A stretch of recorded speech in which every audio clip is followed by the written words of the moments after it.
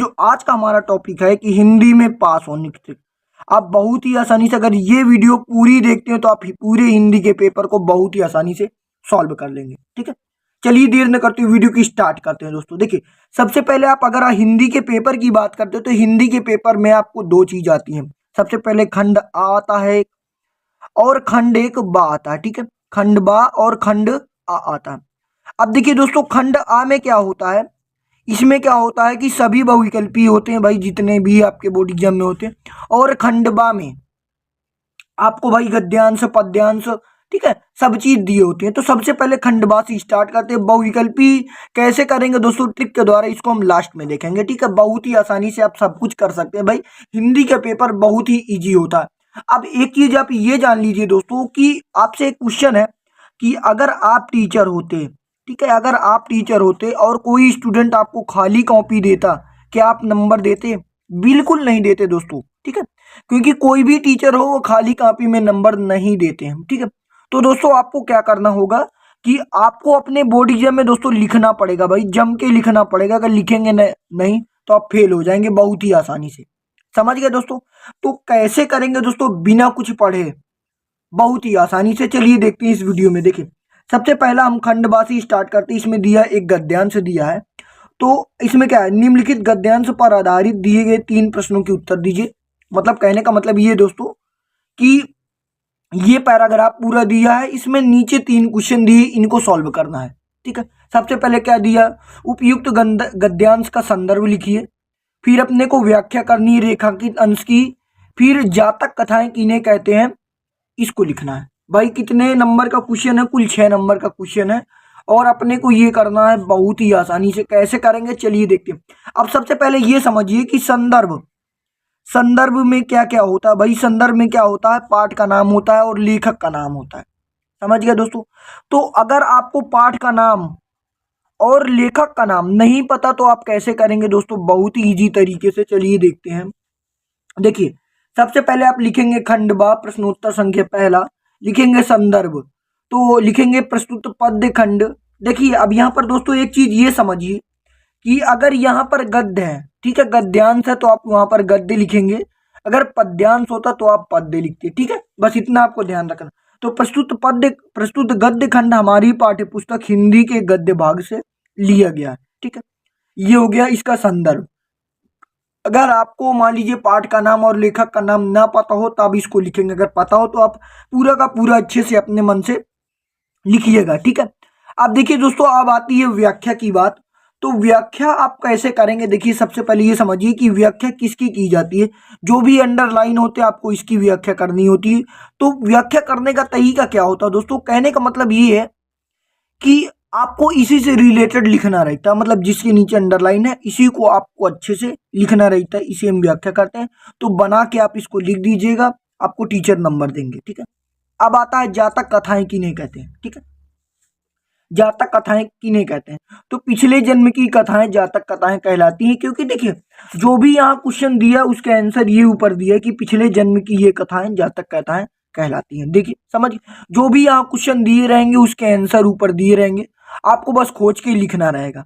अब इसी प्रकार दूसरा दूसरा है दोस्तों पद्यांश है। ठीक है, इसमें भी 3 क्वेश्चन दिए हैं। संदर्भ आपको लिखना है, रेखांकित अंश की व्याख्या करनी है और इसमें कौन सा अलंकार है ये आपको बताना। तो अब इसको कैसे करेंगे, सबसे पहले ये समझिए कि यहाँ पर पद्यांश दिया तो इसका संदर्भ लिखते समय हम पद्य लिखेंगे। ठीक है, तो देखिए, प्रस्तुत पद्य खंड हमारी पाठ्य पुस्तक हिंदी के पद्य भाग से लिया गया है। ठीक है, प्रस्तुत पद्य खंड हमारी पाठ्य पुस्तक हिंदी के पद्य भाग से लिया गया।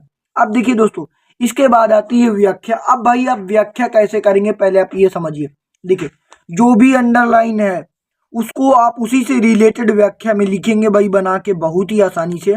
और अगर आपको अलंकार आता हो या यहाँ पर कोई क्वेश्चन दिया हो या अलंकार दिया हो अगर आता हो तो आप उसको भी लिख सकते हैं। ठीक है, अथवा में है 2 दिए हैं, आपको एक करना रहता, आप बहुत ही आसानी से इसको कर सकते हैं दोस्तों। ठीक है, बिना कुछ पढ़े। ठीक है, आप अपने मन से समझ समझ के लिखेंगे तो बहुत ज्यादा आसानी होगी। ठीक है, अब देखिए दोस्तों, ये जो तीसरा नंबर है भाई 5 नंबर का क्वेश्चन है। अब आप इसको कैसे करेंगे, देखिए संस्कृत भाग का है। ठीक है, देखिए, निम्नलिखित संस्कृत गद्यांश में से किसी एक का संदर्भ सहित हिंदी अनुवाद लिखिए। मतलब आपको इसमें क्या लिखना है, सबसे पहले संदर्भ लिखना है। और इसमें देखिए 2 दिए भाई, अथवा में 2 ही दिए रहते हैं, ठीक है। तो इसमें आपको इसका अनुवाद लिखना है और संदर्भ लिखना है। तो अब आप यहाँ पर सबसे पहले समझ लीजिए गद्य लिखा है, ठीक है। तो आपको यहाँ पर जब भी आप संदर्भ लिखेंगे तो वहाँ पर गद्य ही लिखेंगे। तो प्रस्तुत गद्य खंड हमारी पाठ्य पुस्तक हिंदी के संस्कृत भाग से लिया गया। भाई सिंपल सा एकदम है, ठीक है। क्योंकि ये देखिए आपको पता हो तो ये वाराणसी पाठ का है। अगर आपको भाई एकदम कंप्लीट नॉलेज हो तो आप लिख दीजिएगा भाई, कोई प्रॉब्लम नहीं होनी चाहिए, ठीक है।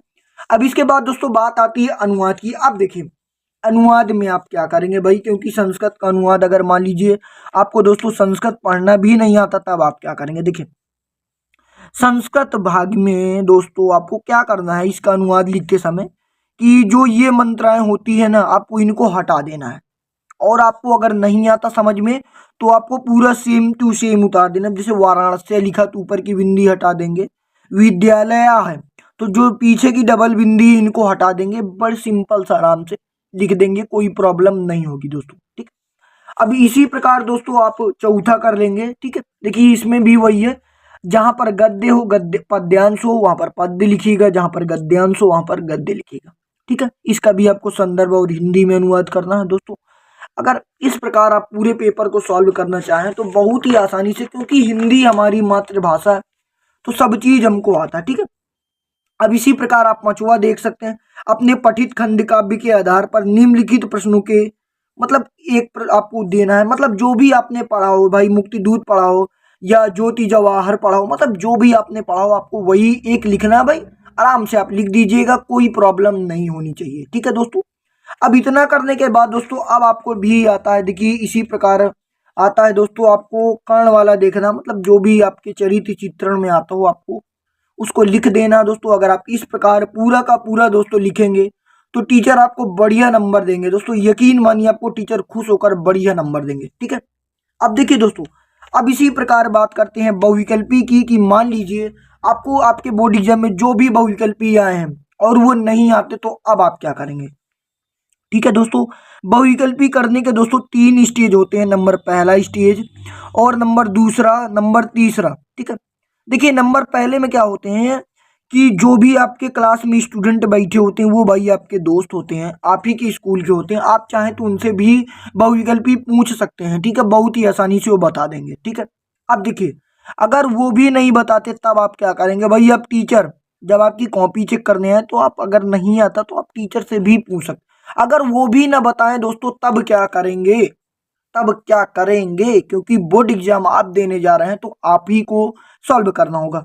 तब आप क्या करेंगे भाई, तुक्का लगाएंगे भाई, बहुत ही आसानी से। कैसे तुक्का लगाएंगे, सबसे पहले आप प्रश्न को पढ़ेंगे, फिर कीवर्ड को देखेंगे, कीवर्ड के बाद भाई अब आराम से अपने मन से आप तुक्का लगा के लिख दीजिएगा दोस्तों।